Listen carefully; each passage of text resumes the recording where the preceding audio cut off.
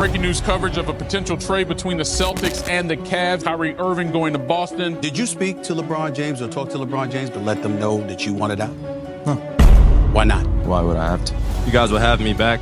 I plan on re-signing here next year. Kyrie Irving will sign a 4-year deal with the Brooklyn Nets. You're a coward, Kyrie. Kemba's way better for the team.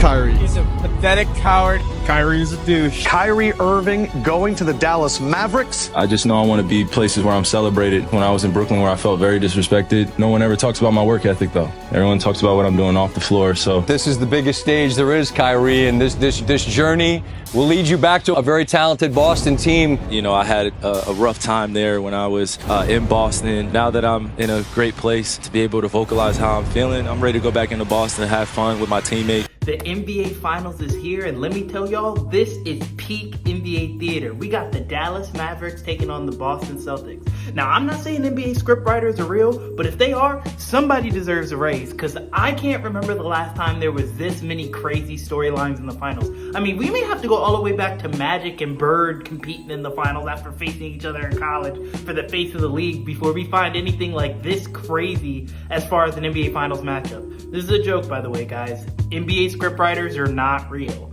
But back to the point at hand. We got the Dallas Mavericks taking on the Boston Celtics. So first and foremost, obviously, Kyrie's going back to Boston. Now, Kyrie doesn't like Boston, and Boston doesn't like Kyrie. Now, Kyrie was traded to the Boston Celtics in 2017 from the Cleveland Cavaliers. This coincided with the Celtics drafting star forward Jayson Tatum. Now, during that season, Kyrie had an injury to his knee, which caused him to miss most of the season. Then, rookie Jayson Tatum and second-year star Jaylen Brown led that Celtics team all the way to the conference finals, losing in 7 games to LeBron James and the Cleveland Cavaliers. From that next season, Kyrie Irving, supposed to be the leader of the team, led the team to the conference semis in which they lost. And a lot of speculation went around on if the team was better without Kyrie Irving actually being on the roster. The Boston Celtics clearly are better without Kyrie Irving today as well. White collar is Kyrie, Greeny. Oohs and ahs, shaking and baking, loud buckets. Blue collar toughness is Marcus Smart. Led the team in assists, led the team in steals, defensive player of the year. We're not dealing with excuses. Stephen A., they might be better off without him. A supermax contract, which he's going to want. I mean, the fact of the matter is they shared the ball much better when he went down last year. But I'm not convinced that they're not better off without him. Obviously getting something for him, but better off without him. Now, Kyrie Irving said that he would like to spend his career in Boston and obviously ended up leaving and signing as a free agent with the Brooklyn Nets. And that left a sour taste in a lot of Boston Celtics fans' mouth. Now, I personally don't have an issue with it. It's a free agency. It's a business. Players come and go. Teams trade players. There never seems to be an issue with it unless a player decides to leave on their own. So I don't have an issue with that. But the Boston Celtics do not like Kyrie Irving. There's going to be a lot of booing. And I do think even though Kyrie Irving seems to be in a peaceful place, I do think it would give him some joy to beat the Boston Celtics, especially in the finals type climate. Next, we got Kristaps Porzingas visiting the Dallas Mavericks. Now, originally the Dallas Mavericks acquired Kristaps Porzingas from the Knicks to pair him with Luka Doncic in the hope of winning a championship, and that obviously did not work out. Porzingis went to Washington, took a couple trips around, and ended up on the Boston Celtics. So the rematch there is also going to be intense. Kristaps Porzingas has missed a lot of this playoffs, but I do think he'll be ready to go for the NBA Finals. And I think he's going to show up. Next, the storyline of the face of the NBA. Now, it's been a big point of contention of who of this new era of players will step up and actually be the face of the NBA as we look to see LeBron, Steph, and KD start to wind down their careers. And Jayson Tatum and Luka Doncic are right in the middle of that conversation. The winner of this championship will probably have the biggest case to be the new face of the NBA and will also stake their claim as an all-time player. Both of these players, Jayson Tatum and Luka Doncic, have already proven through all NBA teams, all-star appearances, scoring performances, that they are some of the best players we've ever seen. But adding a championship to their resume will solidify and stamp them as an all-time great player already at their young ages of 26 and 25 respectively. So to see who's going to win this championship is really almost to see who's going to take the NBA and put it on their back going forward. Next, we have the storyline of who's really a winner and who's not. Now, Kyrie Irving won a championship with the Cleveland Cavaliers and LeBron James, and a lot of people feel as though LeBron James carried him to that championship. And a lot of people said that Kyrie Irving would never win another championship without LeBron James. He has a chance to completely rewrite that narrative by winning with Luka Doncic here this year. And at that same token, the Boston Celtics lost 2 years ago in the finals to the Golden State Warriors, lost in the conference finals last year to the Miami Heat, and have made 5 conference finals, but have never been able to get it done with this young core of Jayson Tatum and Jaylen Brown. Jaylen Brown is now one of the highest paid players in NBA history. Jayson Tatum's been knocking on that door of being considered an elite type caliber player, one of the best players in this league, a potential face. And now is the time for them to prove if they can really get it done. And this is probably the best opportunity they've had to actually win the series. So we're really going to find out which one of these two teams, which of these players is really made of that super secret stuff that can lead them to be an ultimate winner. So, like I said, the storylines are just unbelievable in the series. I personally don't even know who I think is going to win the series yet. The series starts on Thursday. I still don't completely know who I think is going to win, but we're going to see if we can figure it out by the end of this video. Y'all make sure you hit that subscribe button and give this video a thumbs up. All right, so let's look at it. So the keys for victory. So I feel like for the Dallas Mavericks to win, they have to keep that energy and chip on their shoulder that they had against the Timberwolves. Let me explain. One of the biggest reasons I feel like the Timberwolves lost to the Dallas Mavericks is because it felt like beating the Denver Nuggets was almost like their finals. They had this chip on their shoulder going into facing the Nuggets after they had lost to the Nuggets 2 consecutive times. Like, we are for sure going to take these guys down. Like, no matter what it takes, no matter how long it takes, we're going to beat the Nuggets. And it feels like they were the underdogs. And once they finally were able to beat the Nuggets, it's like some of that intensity and edge kind of went away, starting from Ant all the way down. And it felt like they got to the Mavericks, and it almost seemed like a foregone conclusion to them and some people in the media that the Timberwolves were just going to be able to beat the Mavericks because they had just defeated the defending champions. And it's like the Mavericks, Luka and Kyrie, took that personally. It's like you could almost see in the intensity in which they were playing, the way they were closing them out, the way they were talking to the crowd, hyping each other up. It's like they took it personally that they were just like being overlooked by the Timberwolves and NBA spectators. And I feel like the Mavericks cannot fall into that exact same trap. Now that they've beaten the Timberwolves, they've made it to the finals, everyone is heaping praise on Luka, calling him maybe the best player in the league. Everyone is starting to change their tune about Kyrie Irving, starting to give him the flowers that he does deserve. But I think that they have to remain hungry. I feel like that was the Timberwolves' downfall. After they beat the Nuggets, I feel like they weren't as hungry. And they were kind of just like, whatever happens now, we've already accomplished enough to consider our season a success. I feel like the Mavericks cannot have that attitude going into the Celtics. I feel like they have to still have the energy of, we're the underdogs, we have the chip on our shoulder, we have something to prove. And I feel like if they keep that intensity and that energy up against the Celtics, they're going to have a good chance. Also, on the side of actual basketball play, they're going to have to dominate inside. Both teams like to shoot the three. And both teams are going to hit their threes. They have star players. They're going to score. The Celtics have to dominate inside. And I don't just mean points in the paint. I mean on the backboard. They have to dominate the offensive and defensive glasses.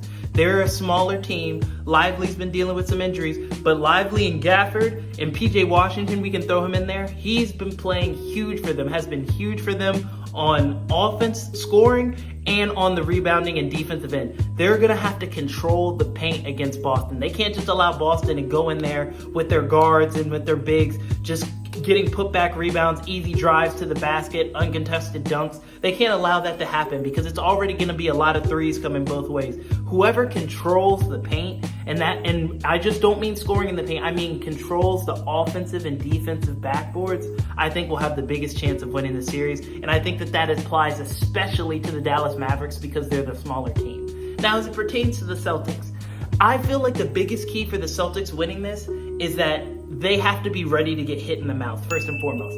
A lot of people feel that they've had a cakewalk through the East, and to an extent they have. I mean, starting from the very beginning, the Miami Heat didn't have their best player in Jimmy Butler, the Cavs didn't have their best player for some of the series in Donovan Mitchell, and the Indiana Pacers didn't have their best player in most of the series in Tyrese Halliburton. So to a certain extent, they did kind of walk into the finals, but I personally feel as though they would have won all those games anyway. Maybe not in 4 games, maybe not in 5 games, maybe not in a sweep, but I still think they would have won all those series anyway. But in the fact that they didn't have to go through the grit and grind that the Dallas Mavericks had to go through to their playoff run, I think the Celtics have to be ready for a different level of intensity. Luka Doncic is probably the best scorer in the NBA right now, and Kyrie Irving is one of the best, most skilled players and one of the clutchest players down the stretch. If the games are close, the Dallas Mavericks are not going to just fold and wither away. So I feel like the Celtics have to be ready to take that initial blow of, you're going to be playing superstar caliber players now. Like it's no longer just going to be we're just going to out talent people and kind of play down to our competition. You're going to have to be playing and ready to go from tip off down to the last buzzer, because the Dallas Mavericks are a very good team and they have 2 of the best closers in the NBA. So you're not going to be able to just play down to your level of competition, which I feel like they've kind of been doing. Even though they've been winning, they've had a lot of close games with the Cavs without Donovan Mitchell, close games with the Heat, lost a game there. And you know, a lot of the down to the wire games with the Pacers, a lot of their games have been close in situations where they should have been blowing teams out. I feel like if they keep games super, super close with the Dallas Mavericks, that doesn't favor the Celtics, because the Celtics still kind of struggle with how they like to close games. Now, I personally feel like they need to give the ball to Jayson Tatum. Even if you want to give it to Jaylen Brown, he did hit a big shot against the Pacers. I feel like that's okay, but they play by committee. Everyone kind of does their part, but I feel like towards the end of the game, you need to give the ball to your superstars. You need to give the ball to them and let them operate and close out the game for you. And I feel like the Celtics don't necessarily play like that. They still kind of just swing the ball and who's ever open takes the shot. That's cool for Derek White. That's cool for Drew Holiday. That's cool for Al Horford. But at the end of games, you need your star players to do star things. Maybe they may make the pass, make the play, but the ball needs to be in their hands. They need to be the primary decision maker. And in my opinion, take most of the shots. And that's something that the Dallas Mavericks do excellent with. Like PJ Washington, Derek Jones, Gafford, they're not shooting the ball with 2 minutes left unless it's a lob or they are wide open. They are always looking for Luka or Kyrie to give them the ball and let them operate at the end of the games. And that's why I think Dallas is so effective in close ball games. The Celtics need to hold on to that same principle and allow their stars to let them finish the game if it's close down the stretch. The only way I really see the Celtics getting in trouble is falling in love with the threes. Now, they're number 1 team in shooting threes. They're going to get their threes up, but they can't become overly reliant on it. The Dallas Mavericks are a smaller team. They need to put their heads down and get to the basket. They need to finish at the rim. They need to try to draw fouls, look for the lobs when they're there. Obviously, you're going to take your threes. That's your bread and butter. But sometimes the Celtics can kind of fall in love with that three-point shot, even when it's not falling, and they just try to shoot themselves out of slumps. The Dallas Mavericks are not the type of team you want to try to shoot yourself out of a slump with, because they also shoot a lot of threes. And they are just, like I said, they have Luka and Kyrie, who are 2 of the best offensive scorers in the league. You don't want to fall into just a three-point shooting contest with them when you have so many players that can create their own offense. Dallas doesn't have that many people that can create their own shot. Obviously, Luka and Kyrie, but everyone else kind of needs to be set up to score. The Celtics have Derek White can create his own shot. Obviously, Jayson Tatum and Jaylen Brown. Drew Holiday can create his own shot. Kristaps Porzingas, when he comes back, can create his own shot. You have guys, Pritchard to a lesser extent can create his own shot. You have guys that can initiate their own offense. So you want to try to get inside and get to that mid-range and get easier looks than just jacking up threes. You can get 3 whenever you want. You have players that are capable of knocking it down, but you don't want to overly fall in love with that, because that can potentially be your downfall. So I think those are the 2 biggest keys for each team and how they can win this series. I think for X factors, players that need to play excellent for both teams, one for the Celtics, I'm going to say it's Kristaps Porzingas. And it's Kristaps Porzingas and Drew Holiday, a combination of the 2. Drew Holiday, because he's going to have to play excellent defense on someone. I assume his matchup is going to be Kyrie, but if it's Kyrie or if it's Luka, he has to play excellent defense on them without fouling. He can't get into foul trouble because they're going to need him to lock one of those guys up the best of his capability, and they're going to need double-digit points on the other end. So he's going to be pivotal. He has to be able to play good defense on either of these guys without fouling. Drew Holiday is going to be big for the Celtics. Kristaps Porzingas. He has to be healthy. Now, I assume Kristaps Porzingas is healthy enough to play. I feel like he could have played in that conference finals if it was close. They were just resting him because they didn't need him.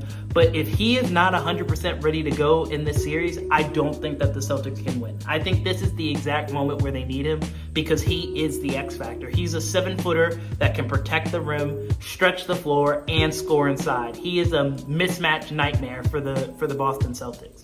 He can protect the rim. He can shoot. He's so versatile on the offensive and defensive end. And why Dallas does play good defense, Gafford doesn't really want to be away from the paint. Lively doesn't really want to guard on the perimeter. They're more inside guys, and Porzingis is going to force them away from the basket, which is also going to open up driving lanes for Jayson Tatum, Jaylen Brown, etc. So those two are going to be the biggest keys of victory for the Boston Celtics. Obviously, Jayson Tatum and Jaylen Brown have to do their things. I expect them to. But Drew Holiday and Kristaps Porzingas are going to have to be big. They're going to have to be very big for the Celtics for them to win this series. As it pertains to the Dallas Mavericks, obviously Luka and Kyrie are going to have to do their things, and I do think that they will.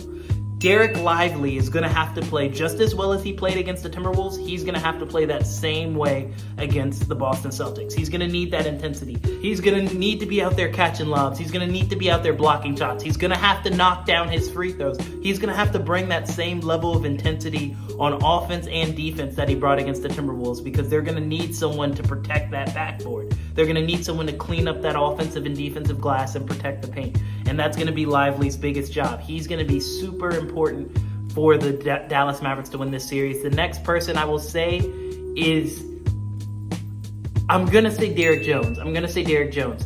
Because he's going to be the primary on-ball defender for Jayson Tatum or Jaylen Brown. I'm assuming Jayson Tatum. He's going to be their number one primary defender. He's going to have to be elite defensively. He's going to have to lock up defensively, and they're going to need him to keep hitting that 3-ball the way he did in the Minnesota series. He didn't shoot it great against the Thunder. He didn't shoot it great against the Clippers. He's going to have to knock down that corner 3 against the Celtics because there are going to be runs that the Celtics make in which he's going to have to hit big shots to keep the game attached because they're going to be sending double and triple teams at Luka and Kyrie. So when that swing pass to the corner happens, he's going to have to be ready and knock down those shots. So Lively and Derek Jones for the Mavericks are going to be the biggest key X factors in helping them win this series. And for the Boston Celtics, it's going to be Drew Holiday and Porzingis. All of that said, who do I think is actually going to pull out this series? I still don't know. I still don't know. But we are here at the end of the video, so I'm going to give you guys my prediction. And I'm going to go 1 eternity later. Boston in 7. That hurts me to say because I think deep down I want the Mavericks to win. I think that's really why it's hard for me to say, is because deep down I think I want the Mavericks to win. Luka and Kyrie are my favorite duo. I want to see them win. But I just think that the Celtics have a little bit more depth. I think if the games are close, that benefits the Mavericks. If the game's within 3 minutes left are within 3 to 4 points, I think that that's definitely going to benefit the Mavericks. But I just think that the Celtics have more team depth. They have a deeper roster. They can go like 10 deep. And I just think that there's something to be said for the fact that they lost the championship 2 years ago to the Warriors. I think that they have a chip on their shoulder. People are constantly overlooking them, just kind of waiting for them to fall. People feel like they've had an easy road. Most people want them to lose. And I feel like having that loss in to the Golden State Warriors 2 years ago, I think that sting is a little bit different. That's different than just losing in the first round, you know what I mean? That getting to the finals, having it almost there and watching it slip through your hands, I think that pain, that hurt, is just a little bit different. And I think that is just going to drive them a little over the edge to be like, we're all the way here again. This is our second chance to redeem ourselves. I just think that they'll find a way to get it done. And I think I'm going to take the Boston Celtics in 7, winning a home game in Game 7. I'm not confident. I'm not going to lie. I am not confident about that pick, but I do think after breaking it down, that's who I see. But y'all let me know what you think. Who do you think is going to win this series? Who do you think is going to win Finals MVP? Who do you think is going to be the best player on the court in this series? I think that's going to be Luka Doncic. I think he's going to be the best player on the court, but I do think that Jayson Tatum will probably be Finals MVP and the Celtics will win in 7. Y'all let me know what you think of the series. Who you think the X factors will be? What do you think each team needs to do to win? Who you guys want to see win? Yeah, man, thanks for rocking out with your boy. I know this video was kind of long, honestly, but thanks for rocking out with me. This is your boy Zoe. This is The Last Word, and I'm out of here.